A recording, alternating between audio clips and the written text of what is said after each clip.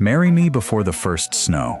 The Lakota warrior said it plainly, in the middle of the street, with the whole town of Bracken Ridge close enough to hear. And Hannah Doyle laughed.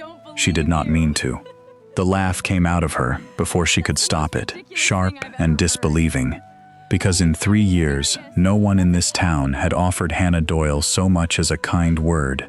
And now a man she barely knew was standing in front of the general store, asking her to be his wife. That is a cruel joke, Hannah said, when the laugh ran out. Even for this town, the warrior did not laugh with her. He did not smile. He stood very still, holding the reins of a gray horse, and he looked at Hannah the way a person looks when they have already thought a thing through to the end. His name was Ohiyesa. Hannah knew that much. She knew he traded at the post, and that the men of Bracken Ridge watched him the way they watched weather, and that was nearly all she knew. It is not a joke, Ohiyesa said. The first snow will come in 3 weeks, maybe less. I am asking before it comes. I have reasons. You will hear them, if you let me say them. Hannah's face went hot. People were watching now. She could feel the storekeeper's wife in the doorway, and 2 men by the rail, all of them drinking, in the strange sight of the Doyle widow being courted in broad daylight by a Lakota man. Tomorrow it would be all over the valley. Hannah had spent 3 years learning to be invisible in Bracken Ridge, and Ohiyesa had just undone that in the space of 1 sentence. I don't know you, Hannah said, quieter now. You don't know me. People don't marry before the first snow, because a stranger asks in the street. I know you better than you think, Ohiyesa said. And the snow does not wait for people to know each other. That is the trouble with snow. He set something on the rail beside her, a small bundle wrapped in cloth, and he stepped back. Open that when you are alone. Then decide if I am joking. He swung up onto the gray horse. Hannah stood frozen, the bundle in her hands, her cheeks burning, the laugh she had laughed already curdling into something she could not name. She would think later that the laugh was the last easy thing she did for a long while. Because she did open the bundle that night, alone, and what was inside it stopped her cold, and it was the beginning of the hardest and best winter of Hannah Doyle's life.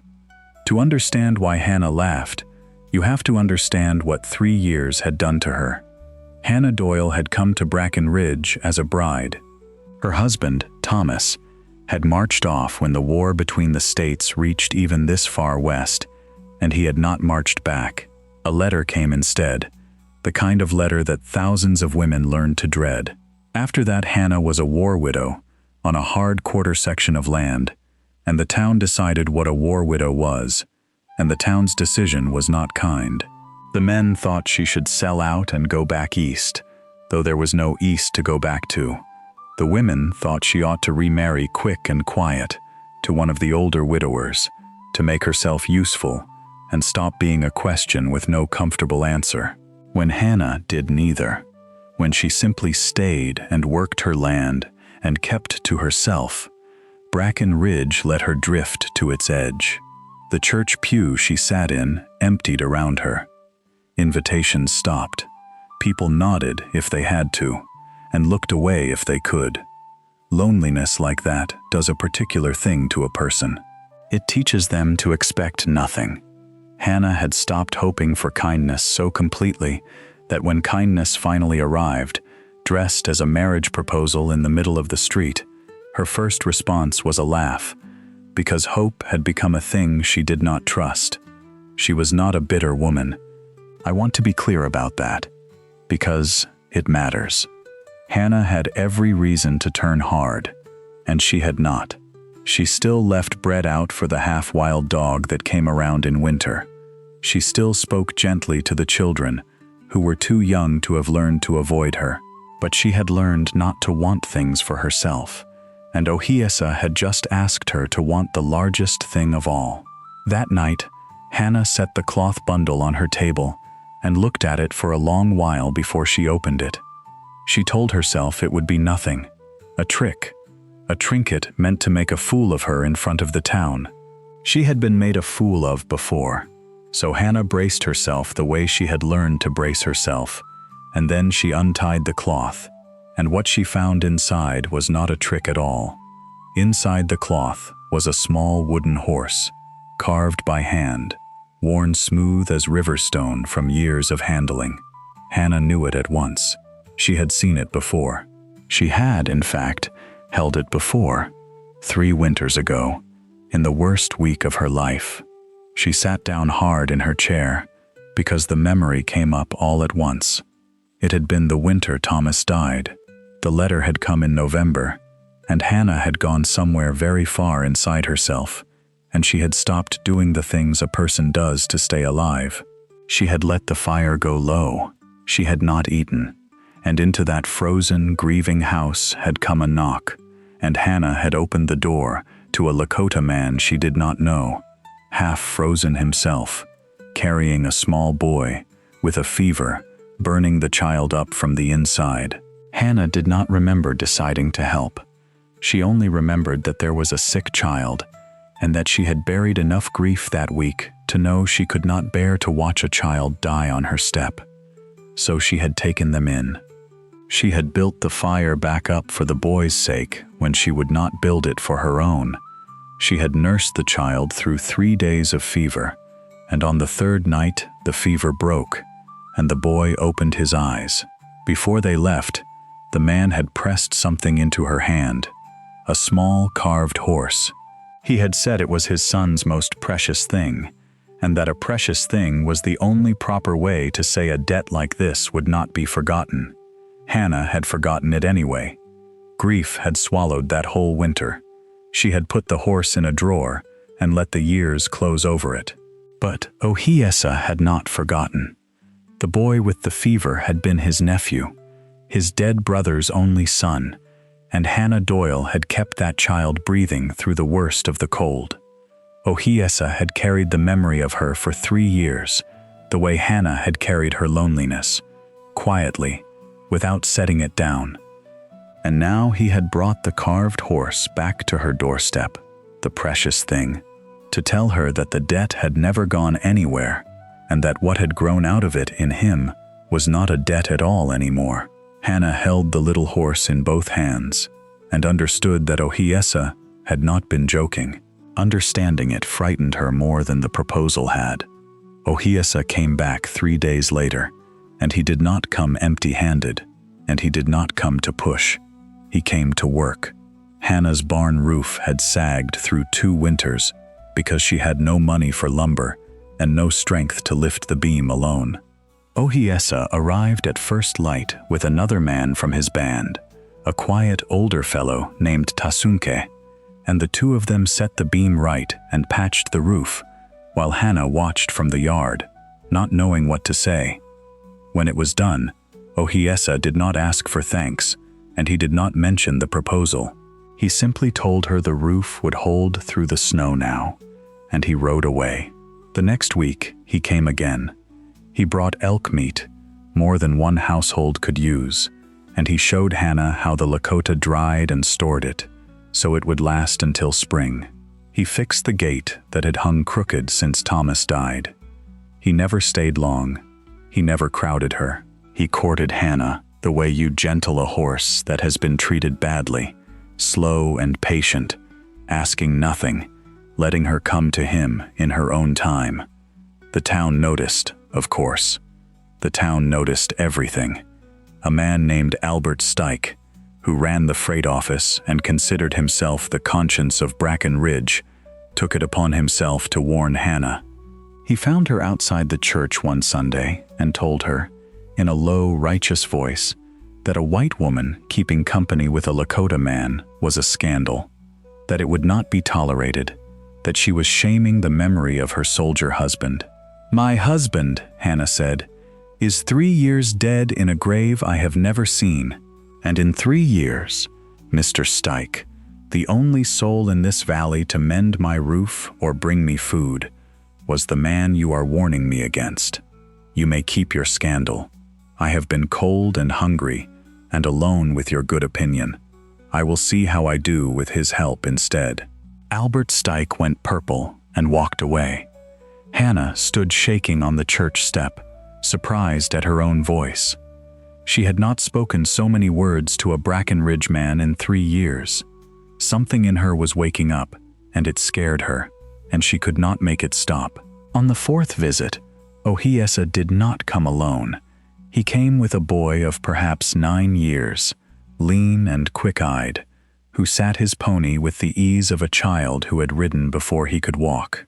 Hannah looked at the boy and felt something turn over in her chest, because she knew that face. She had last seen it slack and burning with fever on a pallet by her stove.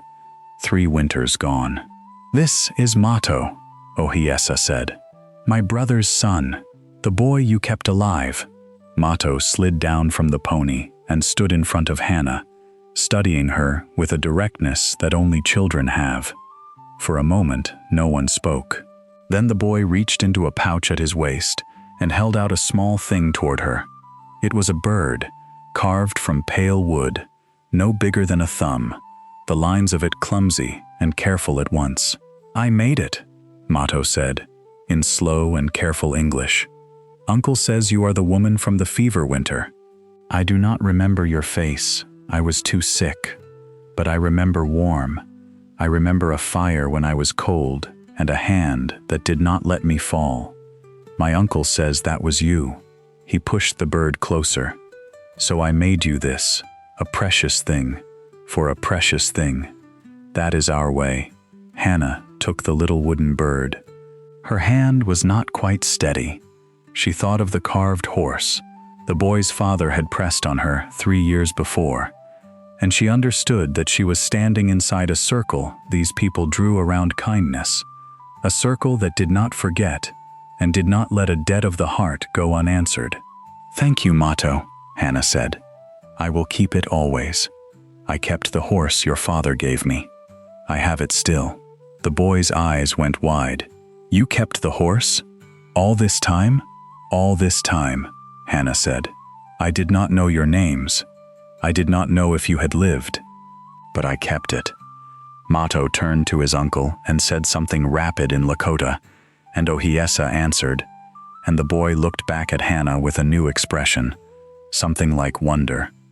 Hannah did not need the words translated. She could see what had passed between them. The boy had carried a vague memory of warmth for 3 years, and now the woman who was that warmth stood in front of him, and she had kept his father's gift like treasure. It was after that visit, watching the boy ride away laughing at something his uncle said, that Hannah first let herself imagine it. A life with these people. A boy who might one day call her something more than the woman from the fever winter. The thought frightened her so badly, she went inside and shut the door. But she did not put the thought away. That was the trouble. Once Hannah let herself imagine it, she could not unimagine it. The thing standing between Hannah and Ohiyesa was not the town. Hannah found, to her surprise, that she did not care much what Bracken Ridge thought. The thing standing between them was inside Hannah herself, and it was made of grief. She told Ohiyesa about it one evening, on the porch, with the carved horse sitting on the rail between them, where they could both see it. "I loved Thomas," Hannah said.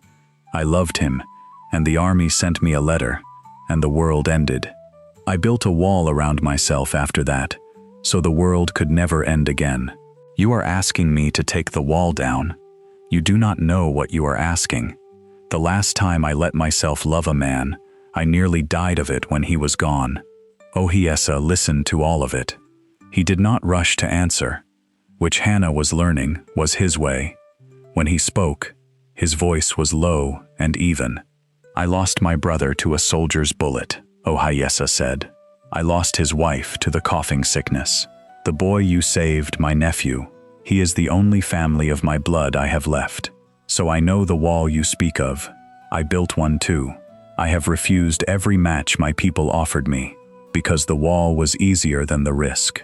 He looked at the little horse. "But I have learned something in 3 years of thinking of the woman who saved that boy. A wall keeps out the cold. It also keeps out the fire. I am tired of being cold, Hannah. I would rather risk the fire.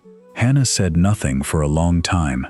The honest thing, the thing she could barely admit even to herself, was that she was tired of being cold, too. She had simply forgotten there was any other way to live. Why before the first snow? She asked finally. Why the hurry? If this is real, it would keep until spring. And Ohiyesa told her the reason, the real one, the one he had promised in the street that she would hear. It was not what Hannah expected, and it changed the shape of everything. My band is moving, Ohiyesa said. The agent has ordered us north, to the reservation lands, before the snow closes the trails. We have until the first heavy snow to go, or the soldiers will come and make us go. I do not know if I will be able to come back to this valley once we are there. The passes will be watched. A Lakota man riding south will not be safe. Hannah felt the floor of the conversation drop away.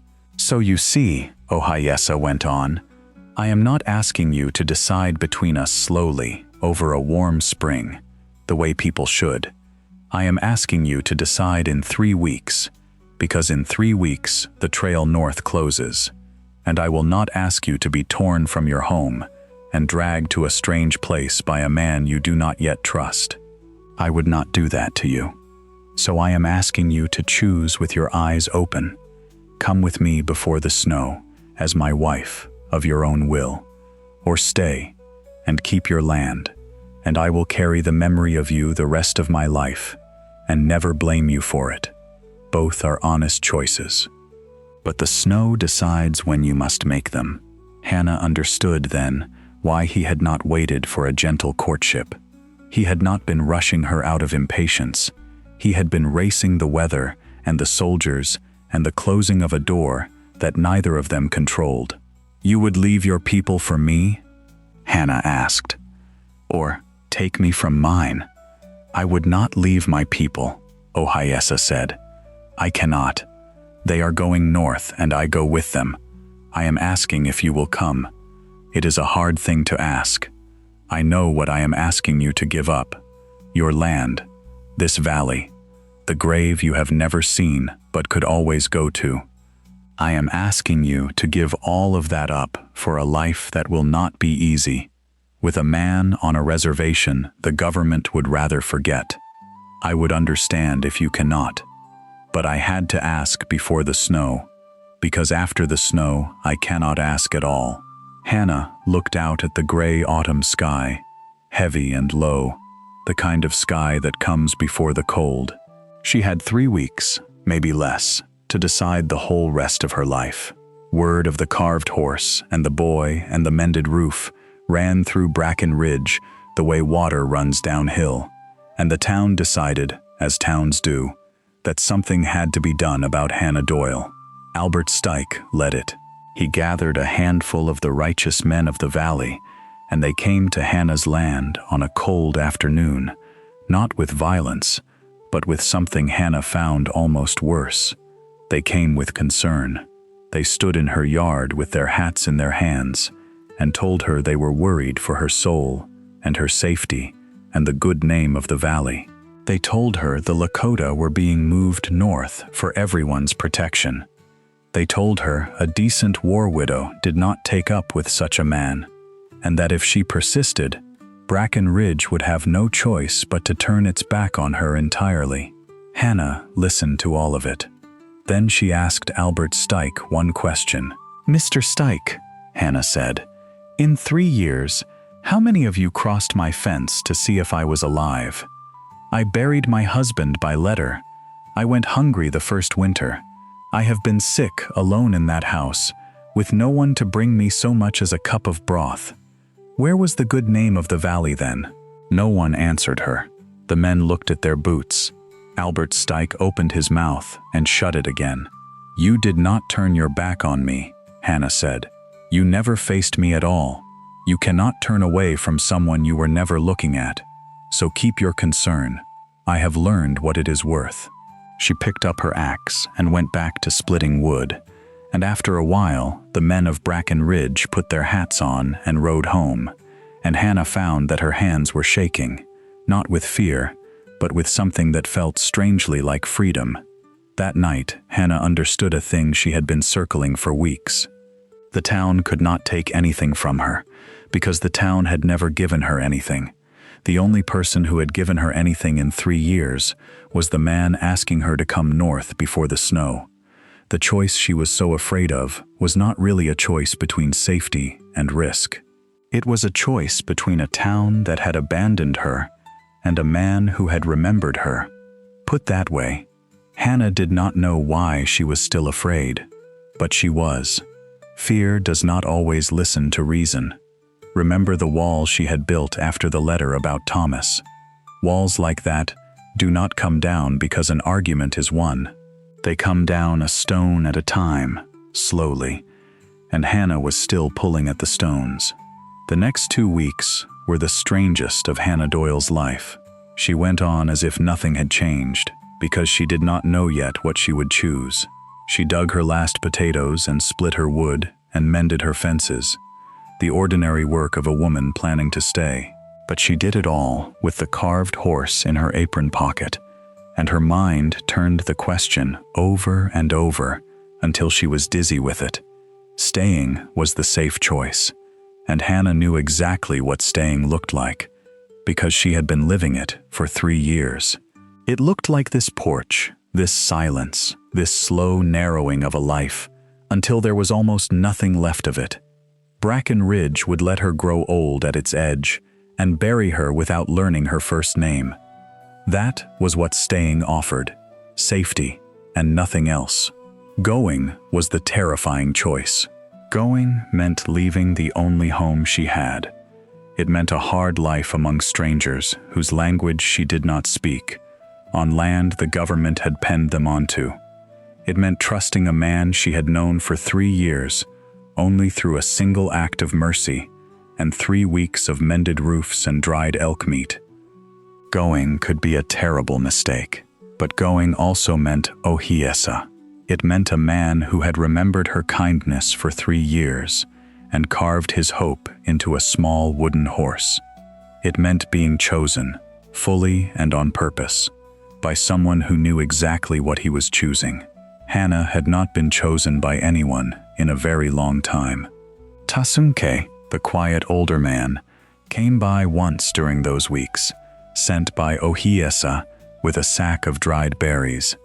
Before he left, the old man said one thing to Hannah, in careful English, and it stayed with her. "He talks of you," Tasunke said, "the way my wife's people talk of the spring, like something they were not sure would come again." Then he rode off, and left Hannah on her porch with those words and a sky that was getting heavier by the hour. On the 16th day, with the sky low and gray, and the snow only hours away, though Hannah did not know it yet, she walked out to the low rise behind her cabin, where she had set a wooden cross 3 years before. There was no body under it. Thomas Doyle was buried somewhere in the east, in ground Hannah had never seen and never would. But she had needed somewhere to put her grief, so she had made a grave with no one in it, and for 3 years she had come to this rise, to talk to a husband who was not there. She came now to ask his permission, though she knew how foolish that was. "I loved you, Thomas," Hannah said to the cross and the cold wind. "I want you to know that loving someone else does not unmake that. I have been faithful to a grave for 3 years. I think you would call me a fool for it. You were never one for wasting a life, and that is what I have been doing, wasting one." The wind moved through the dry grass. Hannah pulled her coat tighter. "There is a man," she said. "He is not like you. He is quiet where you were loud. He has lost as much as I have. He remembered a kindness I did not even remember doing, and he carved his hope into a little wooden horse and carried it 3 years. He is being sent north, Thomas, and he asked me to come, and I am so afraid. I am afraid the world will end again, but I think the world has already ended, here, slowly, while I have been standing at this empty grave talking to a man who would want me to live." Hannah knelt and touched the base of the cross one last time. She had made her peace, or as much of it as a person makes. When she stood, she felt lighter, the way you feel when you finally set down a weight you have carried so long you forgot it was a weight at all. She did not know the snow would come the next morning, but some part of her must have felt it on the wind, because she walked back down the rise to her cabin that evening and began, for the first time, to think not about whether she would go, but about what she would carry when she did. The first snow came early, on the morning of the 18th day. Hannah woke to a white world and a silence she knew well, and her heart slammed in her chest, because the snow had come, and she had not gone to Ohiyesa with an answer, and the trail north would be closing even now. She had run out of time to be careful. The weather had decided for her that the deciding was over. She did not finish her chores. She did not pack a careful trunk. Hannah Doyle pulled on her coat and her dead husband's old boots, took the carved horse from the drawer where she had kept it for 3 years, and saddled the mare Ohiyesa had helped her keep fed, and she rode north through the falling snow toward the Lakota camp before she could let her fear talk her out of it. She found them breaking camp. The lodges were coming down, the travois were loading, the whole band moving with the quiet urgency of people who had done this too many times before. And in the middle of it stood Ohiyesa, and when he saw Hannah riding in through the snow, he went very still, the way he had gone still outside the general store, a man waiting to learn his fate. Hannah rode up to him and stopped. Her hands were shaking, and not from the cold. She held out the little carved horse. "You said to open this when I was alone and decide if you were joking," Hannah said. "I have decided. You were not joking, and neither am I." She closed his hand around the horse. "I have been cold for 3 years, Ohiyesa. I am done being cold. If you will still have me, I will come north. I will leave the land and the valley and the grave I never saw. I will come before the snow buries the trail, because you asked me before the snow, the way you said you would." For the first time since Hannah had known him, Ohiyesa smiled. It changed his whole face. "I will still have you," he said. "I will have you for the rest of my life." They were married that day, in the snow, by the old ways of Ohiyesa's people, with Tasunke and the band as witnesses, and the lodges half struck around them. It was not the wedding Hannah had once imagined as a girl. It was better, because it was real, and because for the first time in 3 years, Hannah was not standing at the edge of something looking in. She was at the center of it. The town of Bracken Ridge talked about it for years, of course. The Doyle widow, who rode off into the snow with a Lakota man, and was never seen in the valley again. In their telling, it was a tragedy, or a scandal, or a warning. The people who tell a story are so rarely the people who lived it. Bracken Ridge had let Hannah Doyle freeze at its edge for 3 years and called it respectability. Hannah had chosen warmth instead, and she never once regretted the trade. The life north was hard. Hannah would not pretend otherwise to anyone who asked. The reservation lands were poor, and the winters were long, and the government's promises were thin as spring ice. But Hannah faced all of it, beside a man who had remembered her kindness for 3 years and raced the snow to ask for her hand. She learned his language. She came to love his nephew, the boy she had saved, who grew up calling her by a Lakota word that meant something close to second mother. She was not at the edge of that camp. She was woven into the middle of it. Years later, an old woman now, Hannah kept the small carved horse on a shelf where she could see it from her bed.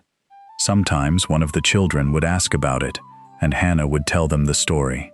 A sick boy, and a low fire, and a knock at the door. A debt that was never a debt.